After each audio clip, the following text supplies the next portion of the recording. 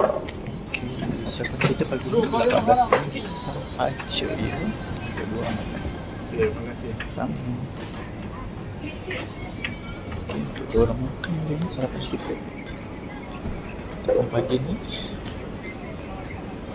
inilah dia punya persekitaran ataupun tempat di sini kalau bilang pagi pagi, morning and Monday memang agak sedikit busy dan agak sibuk ya.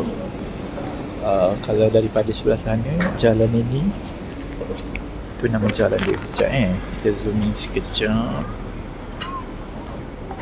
Nama tu selalu yang kita tak ingat nama jalan sebelah sini. Okey, jalan sebelah sini nama dia Jalan Lau Yu Sui Lau Yu Si macam tu lah.